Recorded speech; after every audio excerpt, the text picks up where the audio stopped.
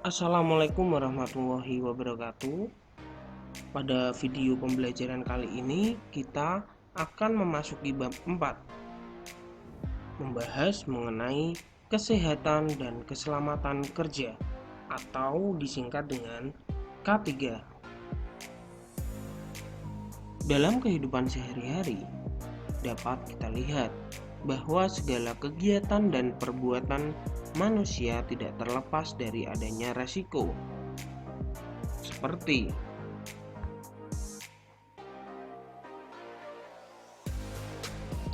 tergelincir,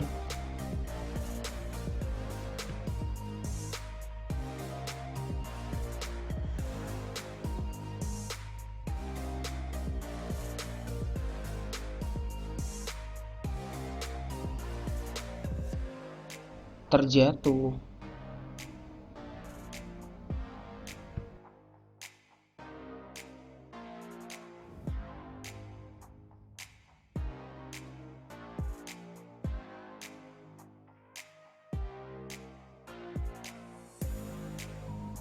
terjepit,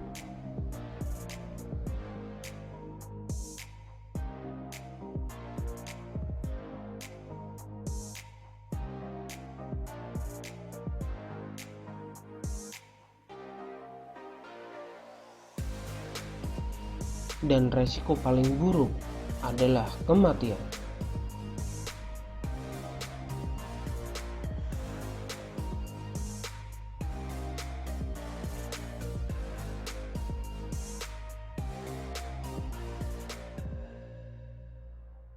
Resiko selalu kita temui pada setiap kegiatan atau pekerjaan kita.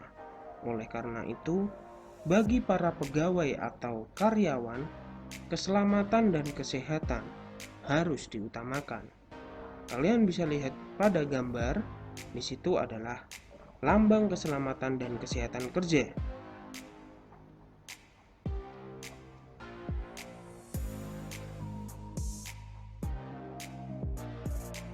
Pada umumnya, definisi K3 dibagi menjadi 3 bagian, antara lain, yang pertama, filosofi dari Mangkunegara.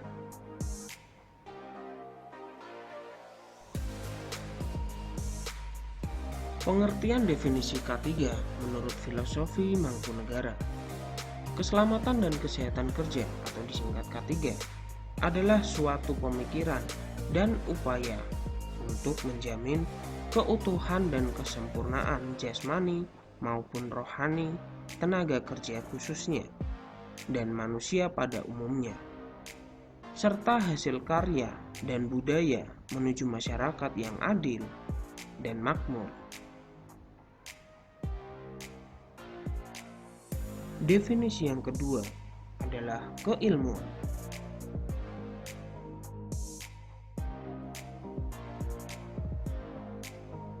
Pengertian atau definisi K3 menurut keilmuan adalah semua ilmu yang penerapannya untuk mencegah terjadinya kecelakaan kerja, penyakit akibat kerja, kebakaran, peledakan, dan pencemaran lingkungan. Definisi yang ketiga adalah menurut Occupational Health and Safety Management System atau dapat disingkat sebagai OHSAS.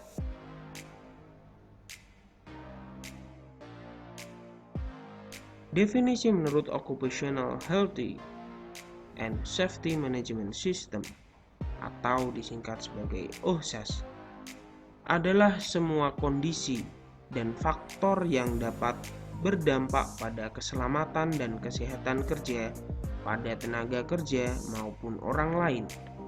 Dalam hal ini, orang lain bisa dikatakan sebagai kontraktor, pemasok, pengunjung, atau tamu sekalipun yang berada pada tempat kerja.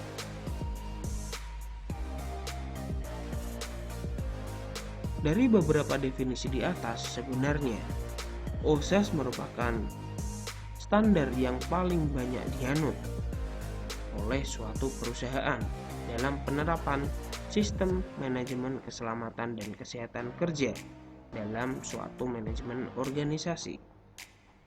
Nah, standar OSHAS ini merupakan standar yang mudah digunakan serta mudah diterapkan dan dikembangkan pada berbagai macam organisasi dan tingkatannya.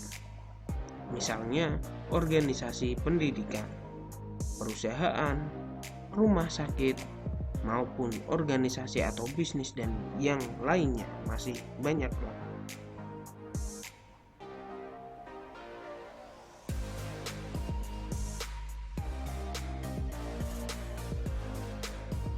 Standar dari OSHAS atau Occupational Healthy and Safety Management System dibagi menjadi 4 metode bagian. Dari yang pertama adalah plan atau perencanaan. Yang kedua ada do, pelaksanaan. Yang ketiga ada check, pemeriksaan. Dan yang keempat ada act atau tindakan. Yang pertama, plan.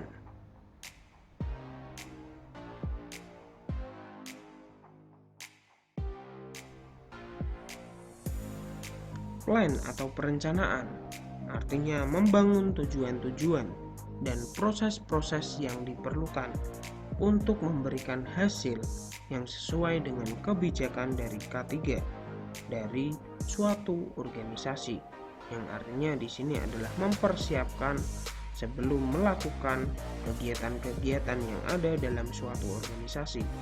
Perencanaan adalah standar yang harus dibuat paling utama karena menentukan untuk berjalannya pekerjaan yang akan dikerjakan oleh tenaga kerja.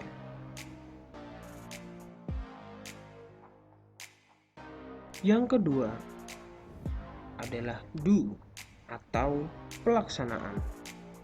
Dalam hal ini, menerapkan proses-proses yang telah direncanakan. Standar yang kedua ini mengikuti dari standar yang pertama, karena yang sudah direncanakan akan coba dilaksanakan.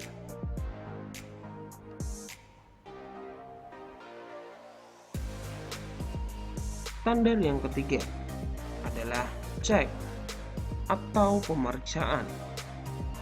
Nah, dalam hal ini, cek adalah memantau dan mengukur proses-proses terhadap kebijakan K3 dalam suatu organisasi.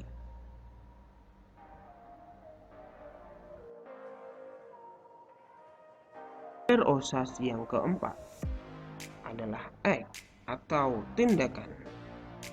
Dalam hal ini artinya mengambil tindakan untuk peningkatan kinerja K3 secara berkelanjutan. Nah, dari standar-standar yang sudah disebutkan, standar dari OSHAS ini haruslah berurutan. Dari yang pertama, plan harus direncanakan terlebih dahulu. Selanjutnya, pelaksanaan dilakukan sesuai dengan perencanaan yang sudah dibuat. Ketika sudah dilaksanakan, tentunya harus dipantau atau diperiksa. Nah, setelah semuanya berjalan dengan baik, standar yang terakhir adalah melakukan tindakan untuk peningkatan K3 secara berkelanjutan untuk mengambil hal-hal yang sudah sesuai dengan rencana dan akan dikembangkan untuk keberlanjutan pada tahun-tahun berikutnya. Berikut ini adalah fungsi dari K3.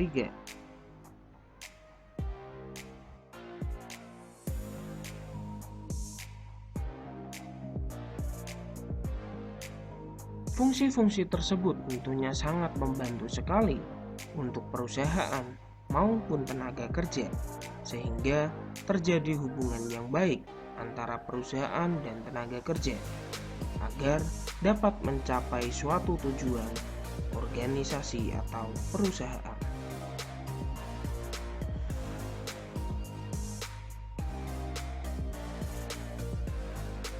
Berikutnya adalah tujuan K3.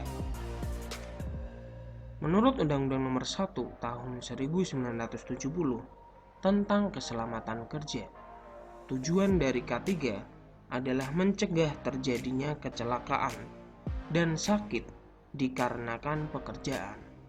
Selain itu, K3 juga berfungsi untuk melindungi semua sumber produksi agar dapat digunakan secara efektif. Berikut ini adalah beberapa tujuan dari K3 secara umum.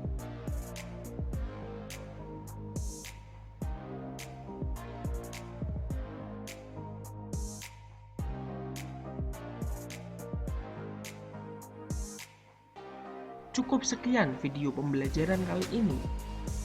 Terima kasih sudah menyaksikan. Semoga bermanfaat. Wassalamualaikum warahmatullahi wabarakatuh.